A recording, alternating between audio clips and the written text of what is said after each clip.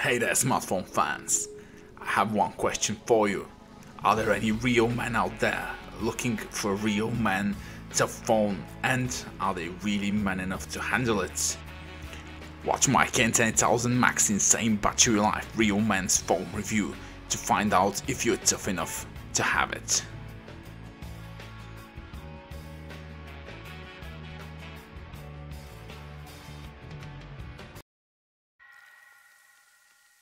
The K10000 Max is a tri-proof phone, meaning it's waterproof, dustproof and shockproof, but to certain levels. It has 10,000 mAh insane battery with 5.5-inch Full HD display, Octa-Core chip, 13 megapixel camera, expandable storage, compass, gyroscope, radio, USB Type-C, headphone jack, and it's running a multi-language Android 7 ROM with a rear fingerprint scanner. And I did not kid when I said this is a man phone, and it really is tri-proof, which means shockproof. And now let's test how shockproof it is. Well, let's show it out my work terrace. Can you fly, Bobby? And apparently it can't, but will it survive? I'm very eager to find out, as I'm pretty sure most of you are. So let's just first see where the phone actually landed. And now let's go retrieve it. And here I am picking up the K10000 Max, which doesn't have a single scratch on it besides some dirt.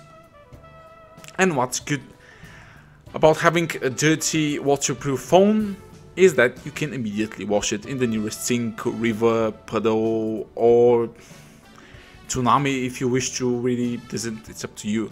But the phone is 100% waterproof, and the IP68 rating is the best one they give for phones, which means it can survive up to around 1.5 meters water for 10-15 minutes. And I've tried it in my bowl for 10 minutes, no problem. The phone really does work excellently afterwards. This is the first test I've done, so make sure to check out my K10000 Max unboxing video to know more. And this is all possible thanks to the structure, which has covered headphone jack and USB Type-C port, so no water actually ever goes in the phone, or if it does, it really doesn't bother it. I'm not really sure actually, but I've actually tested this baby to the extreme when it comes to waterproof and shockproof resistance, and it still works absolutely amazing to this date, and also has a very good lock, fast speed GPS outside even without the SIM card in there.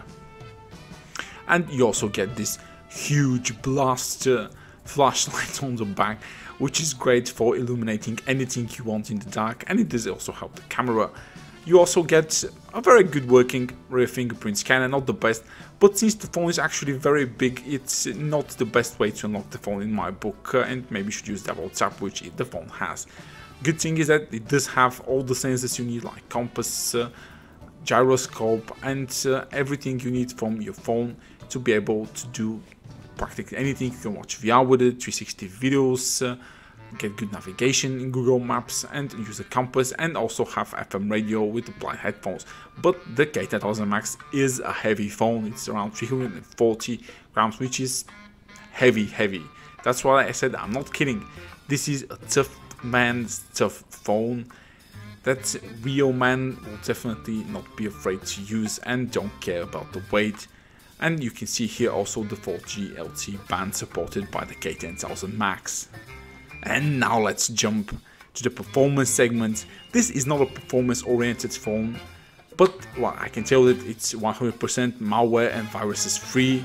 It does have very reasonable benchmark results as well as performance. Don't expect the heaviest 3D games to run great on this phone, but any light and medium 3D game will do just fine. And the insane battery life is a fact. I've never had a phone run as long on the PC Mark battery life test. This is a combination of browsing, video, photo, editing and watching clips. And you also have 20% battery left. So in real life, maybe the phone is good for around 25 to 30 hours of on-screen video playback. But when using it, if you're using it mainly for gaming, the battery lasts around 7 to 8 hours of gaming, which is still much better than like any device on the market. But this phone is meant to be used for general usage, checking your social medias, browsing, watching lots of YouTube. It does have 4G, and it also supports voice over LTE or VoLTE. It's a dual nano SIM phone, which means you can use dual SIM cards, but only one card can be 4G and the other can be a 3G card. Or you can use one 4G card and a micro SD card to expand the 32 gigs of onboard storage. With the added 3 gigs of RAM and the Octa-Core MTK6753, the general performance of the Oukitel K10000 Max is as good as any $100, $120, $30 phone on the market. It opens apps, browses the web in certainly very decent speeds, but don't expect the 1+5 performance from the K10000 Max. Yes, I'm especially talking about people who just think that an Octa-Core chip on the Samsung S8 and the Octa-Core chip in here are basically the same, which they are not.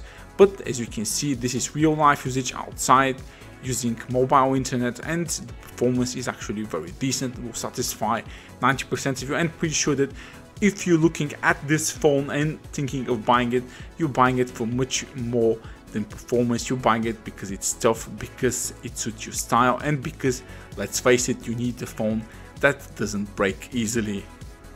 And let's talk more about the camera. This is something that really matters on this phone because it's an outdoors phone as well, and I have to say that the phone does have a 13 megapixel main camera with Full HD video, and the front camera is 5 megapixel and records 480p video. That doesn't sound like much, but the actual usage of the phone when shooting in good lighting conditions is actually pretty decent.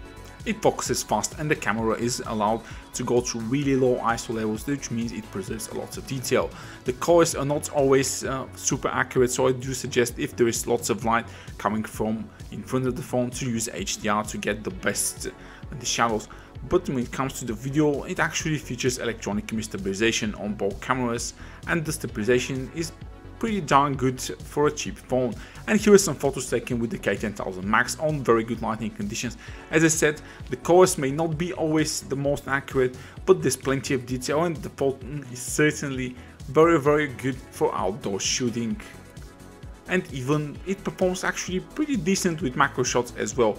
Moving on to, of course, inside shots, as light goes down, so there's more noise creeping, but the camera actually still delivers very decent images. But the downside is that the focusing speed gets slower and slower while the light comes down. But if you're in the mall or like a well-lit indoors area, the photos will still be actually very good. And even outside on a very low light situation, sometimes we get a good photo if there aren't many light sources. The thing is that if there are many light sources in a dark background, the camera just performs not very well, and the focusing speed is very slow and sometimes even refuses to focus. The front camera I actually expected to be horrible, but it was actually surprisingly good. Even in indoor shots, the details were there and there wasn't as much noise as I expected. Even in the lowest light, like in the elevator with LED lights, it was pretty decent.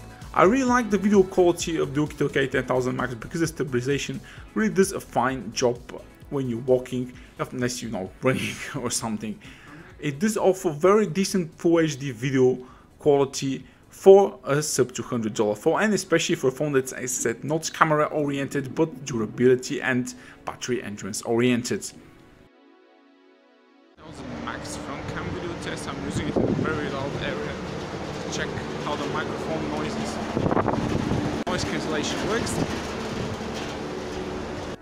And as I mentioned, the low light performance of both cameras is really not that good. Don't try to shoot especially video in loud because you will be disappointed by it. The front camera is a little bit better, but not by much. And now let's wrap it all up for the K10000 Max.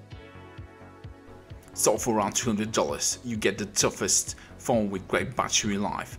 You get compass, fast GPS, USB Type-C, decent performance, good sounding speaker, rear fingerprint scanner, great and powerful flashlights, and as I said, the endurance is incredible, but the display brightness could be better. Heavy 3D games will lag, low light camera performance is not good. The battery takes around 4 hours to charge, even with the fast charging inside, and the phone is big and heavy. You can buy the K10000 Max real man's phone from the link in the description below if you're a real man and can handle it. Stick around.